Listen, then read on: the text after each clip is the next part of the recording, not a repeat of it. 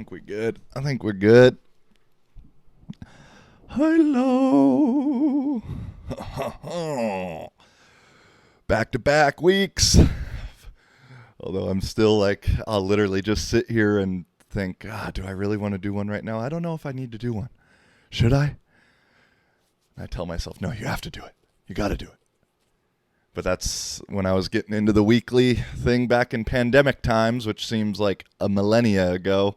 That's what I'd tell myself. All right, dude, it's Tuesday, it's Wednesday, whatever day you're doing it on, you're getting it fucking done, and that's it. And that's how we're doing it. And we back. Welcome to Living for a Living. Living for a living, baby. How you doing? Yeah. Happy Thanksgiving. Tomorrow is Thanksgiving. It's the night before Thanksgiving, which going to go out tonight to old Malarkey's, which is like one of the local pubs. I was excited about it last week because I remember last time I went, like, that was one of the drunkest nights I had, like, back home from college.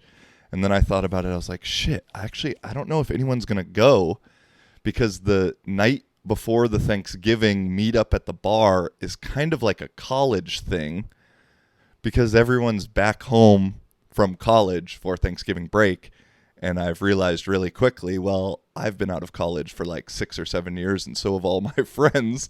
And so I sent a text to the group chat saying, hey, who's going to Malarkey's tonight? And just felt like the old, washed up high school athlete that's living at his parents' house like I am right now. So didn't get a response back. And I was like, oh yeah, like half of this group has kids and is married and living with their girl in Seattle. And yeah, they're probably not coming for a random Malarkey's night, but I'll be in attendance holding down the fort. I think that's my favorite part. It's weird. Thanksgiving's probably not my favorite holiday. Christmas is definitely my favorite holiday, though, but really it's Christmas Eve, which is also my dad's birthday, and I'm real fucking excited for that. I think the night before a lot of the holidays are actually better nights. For example, the night before Thanksgiving, the night before Christmas. Those are the only examples I guess I got, but ooh, yeah. Thanksgiving food, I'm not really too stoked on. We're not doing anything as a family. Hope you guys are having fun. Go see your family. You know, I've always been a big, like, yeah, I'm independent. I want to be by myself. I want to be alone. I made a decision a few years back visiting. I was like, when I go to the States, I want it to be so, like, I'm visiting. Not that I'm just like half the year there in Europe, half the year in the States, and it's kind of this half and half thing. And I accomplished that over the last 3 years because I never came home. And for the most part, it's all good. I enjoy being alone, but I will say that the loneliness really fucking sets in on Christmas and Christmas Eve, just because that's historically from my life when you do get to see family and shit, and Christmas Eve at our house is amazing, and we got that back rocking this year, so I don't know, that'll be a fun one to really talk about. But Thanksgiving itself, man, I don't know, we're just having my aunt over, I think a neighbor over. I'm not big on the turkey, it's not my thing. My mom's not. We made an executive decision to go with salmon for the main course. I said, I just need some sweet candied yams, and other than that, I'm good. Because turkey, you'd rather just have chicken anyway. Chicken's the much, much superior bird than turkey. Maybe not health-wise, but taste-wise for sure. So, yeah. Happy Thanksgiving to all you motherfuckers out there. And in the Thanksgiving spirit, I thought, well, what am I thankful for? And it's a lot of things. I talk about them, so I'm going to be a little bit specific.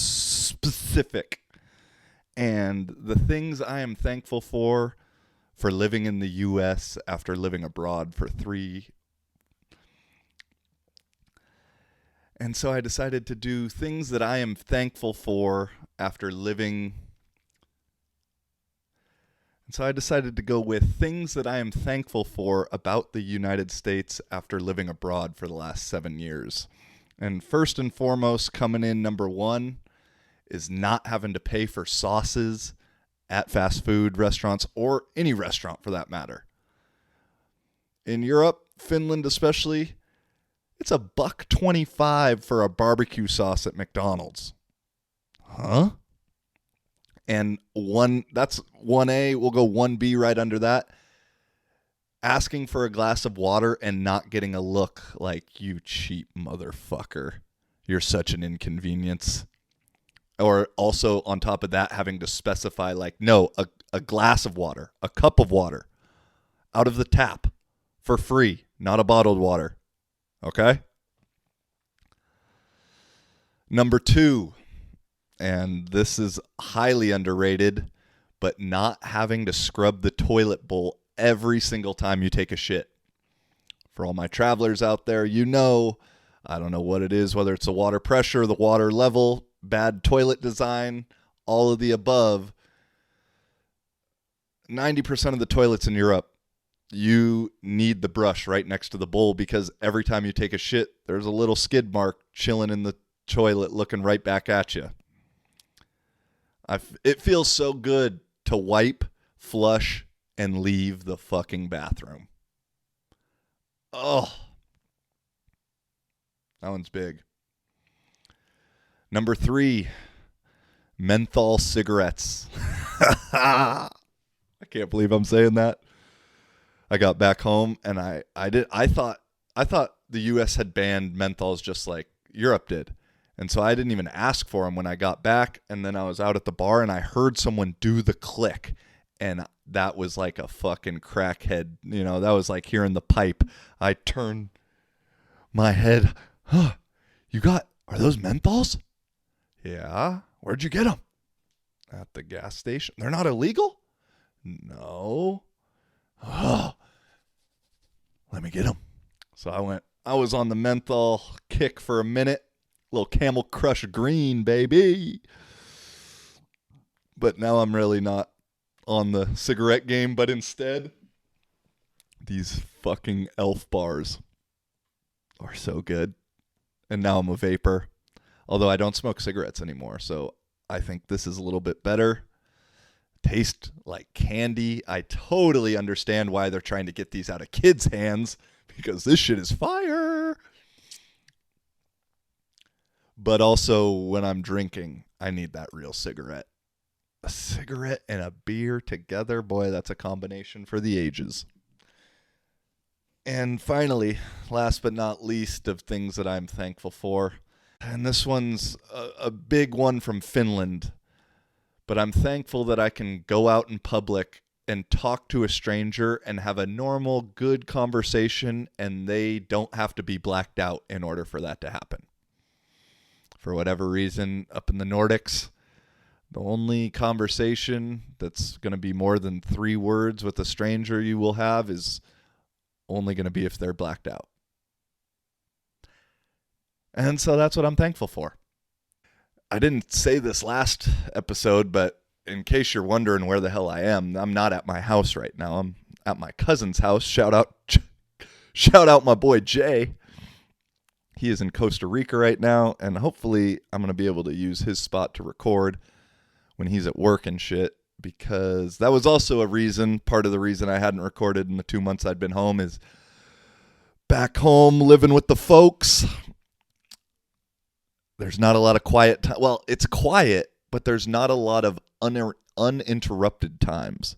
I don't really have anywhere to record. When the first episode ever of the Living for a Living podcast, go do some research for some of you true fans out there now. Episode 1 or episode 0, I think I call it. I'm in an office in my house that I'd kind of set up as like my office, my recording studio. But my dad moved back, and that's his bedroom now. My bedroom's kind of like the TV room basement downstairs, and then my mom's office is also downstairs too. And so between my mom or my dad, someone is fucking constantly walking by. And so I don't know where I could even record in my house because every 5 minutes, every 15 minutes, someone would walk by and have something to say. You know, moms are queens of questioning. They're queens of questioning you about somebody that you haven't even thought about in the last decade. She'll come around and, oh, you know what, who the fuck did she ask about the other day? I don't even know. Like, I literally don't know the names. I'm like, no, Mom, no. And I told, there was like one day I was in a pissed off mood because I was just tired of fucking being bothered. You know, going from living by myself and having it be extremely quiet all the time to then, and no interruptions ever, to just constant interruptions. It's like, and I don't want to be rude and I want to give, attention, but there's like a certain point where, I heard this from a friend that it's like, I only have so many spoons I can give out. And every time I have an interaction with somebody, I got to give you a spoon or two. And I start the day with a certain amount of spoons.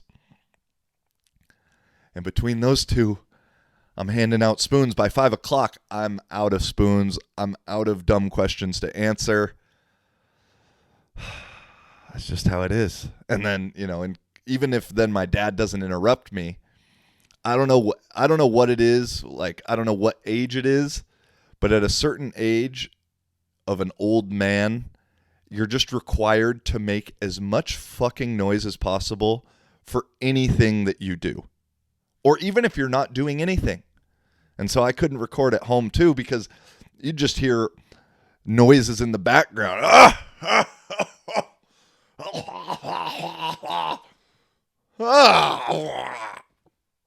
Getting oh shit.